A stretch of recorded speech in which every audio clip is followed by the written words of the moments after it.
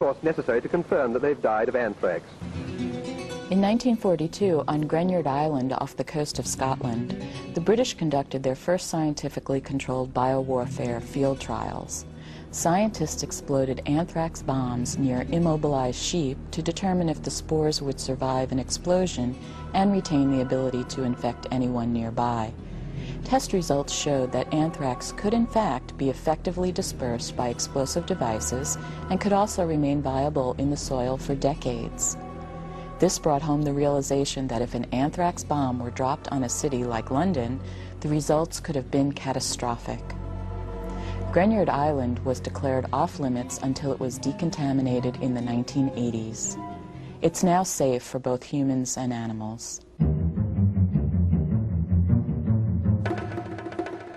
Like our allies, the United States responded to the perceived threats from Germany and Japan. In 1943, we began an offensive biological program with a modest research and development facility at Camp Detrick, which is now Fort Detrick, Maryland. By the end of the program, we had weaponized a total of 7 incapacitating or lethal human agents, including anthrax.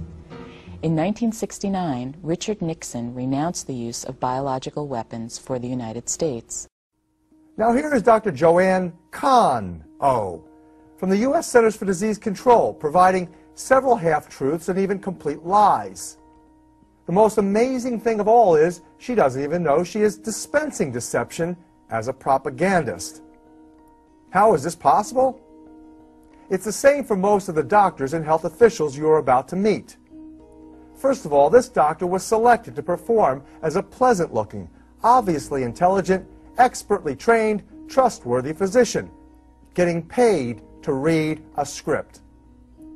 You can assume that while she thinks she is serving the best interests of our nation, all she really knows is what was given to her to read from a script on the left side of her camera.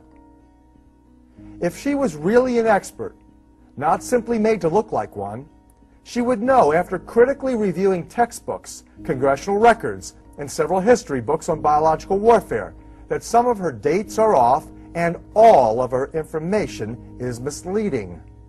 Before I evidence these facts, allow me to provide some commentary on how it is possible that Dr. Kahn-O's participation in this C2W PSYOPs could be effected without her even knowing it.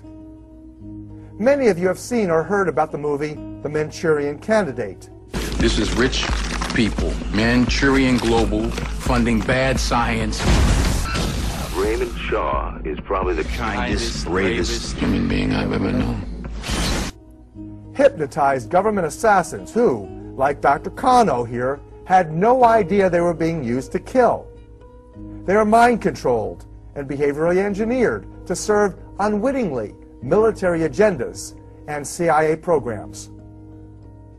Medical education relies on many of the same training methods. Medical schools conduct a virtual hazing process they call professional training. After prolonged, intense studies and life and health jeopardizing clinical exposures, medical residents are deprived of sleep, sometimes for days.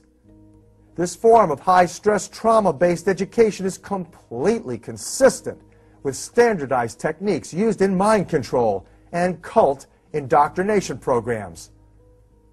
This is commonly called brainwashing, but it is really a subtle form of hypnosis that relies on fear and trauma to capture and control your attention and shape your behavior.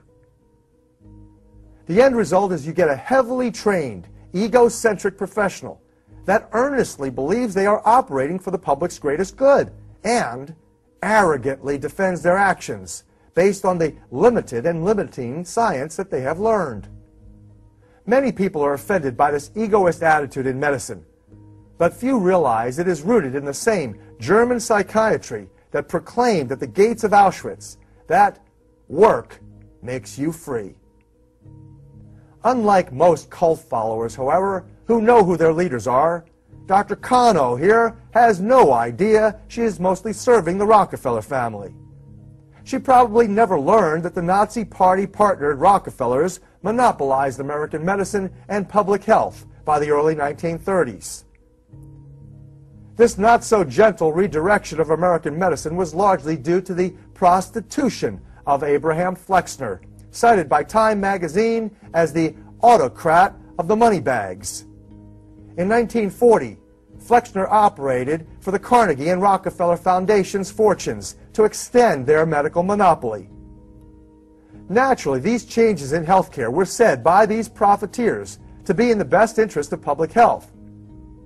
But they insisted in quashing all medical competition in the natural healing arts and sciences, including the professions of chiropractic, natural medicine, herbology, homeopathy, acupuncture, massage, essential oils, and most forms of energy medicine.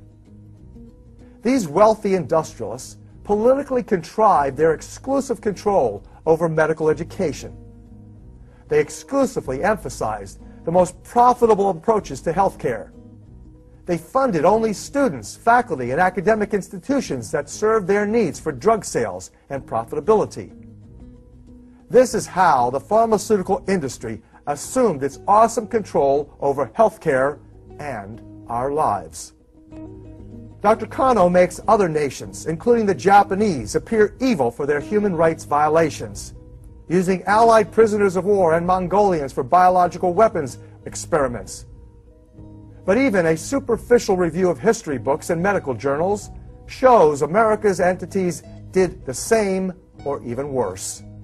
Funding for the health century has been provided by these partners in discovery, who have joined together to mark the centennial of the National Institutes of Health and America's unique partnership of government, academia, and industry for the advancement of biomedical research. Are these Anglo-American corporations any less criminal than the Japanese military organizations Dr. Kano recalls? And her date is off.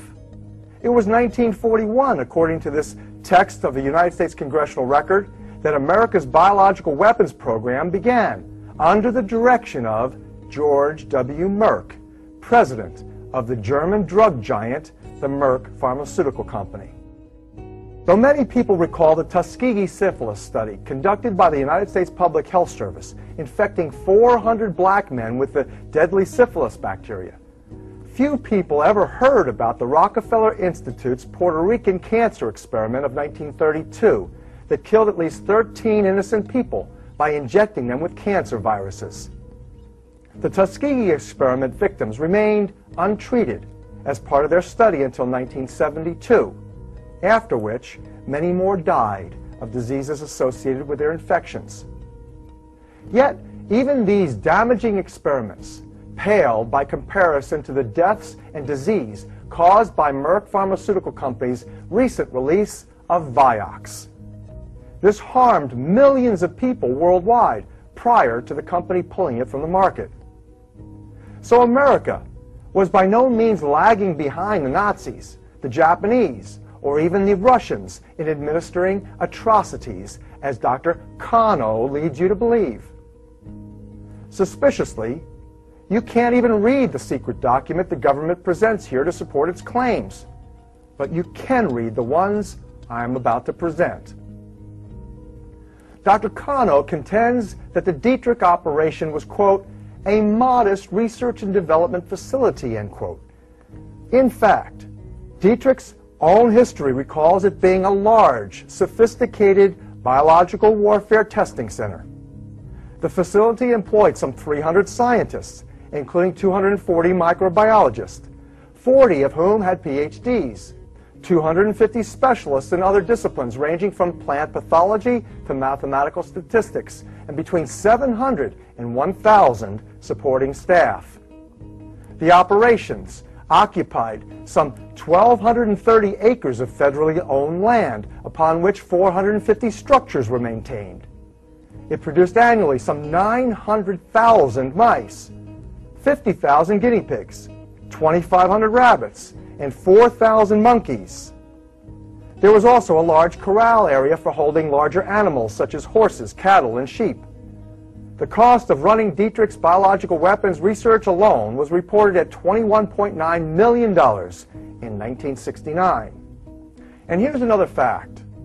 by the falsely alleged end of Fort Detrick's biological weapons program. In 1969,